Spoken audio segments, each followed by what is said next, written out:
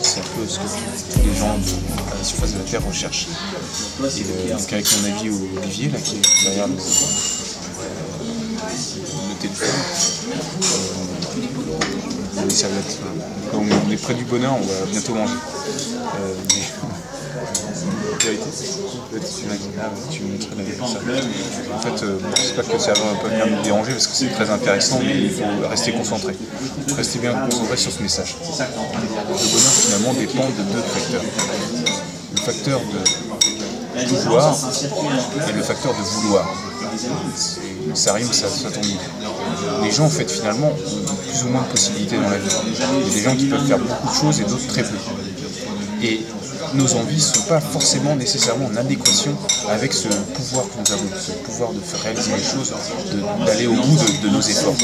Ce qui va créer un déphasage. Et ce déphasage, qu'il soit dans un sens ou dans l'autre, va créer une certaine contrainte émotionnelle chez la personne qui peut se révéler être finalement le malheur tel qu'on le conçoit, tel qu'on l'entend fréquemment. Par exemple, ma cousine me dit j'aimerais bien faire de la danse et elle est unijambiste.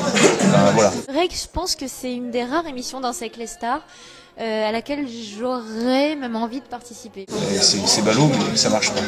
Et là, il y a une réelle fracture entre son pouvoir et son vouloir. On peut imaginer l'inverse, c'est-à-dire des gens qui peuvent beaucoup, mais qui ne veulent pas grand-chose. Ça, c'est un peu plus dans la dépression. Par exemple, sans doute que Carlos, le chanteur, pouvait énormément. Je pense qu'il a donné très peu à la chanson française. Et finalement, il voulait très peu. Il voulait des choses plutôt d'ordre de la scatologie.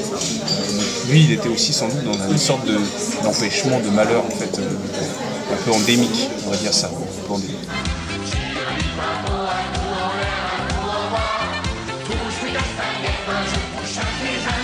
Et donc je pense que la clé du bonheur, c'est je pense que ce que le monde veut savoir aujourd'hui, ce qui est très intéressant aussi, il faudrait que tout le monde essaye de prendre ça en compte, c'est d'adapter ce que l'on peut faire à ce que l'on veut faire. Et avec ça, vous avez la clé du succès, de la réussite. Il faut y croire, il faut le vouloir, il faut le pouvoir. Et ainsi, la voie du bonheur est assurée pour l'humanité pendant des millénaires à venir.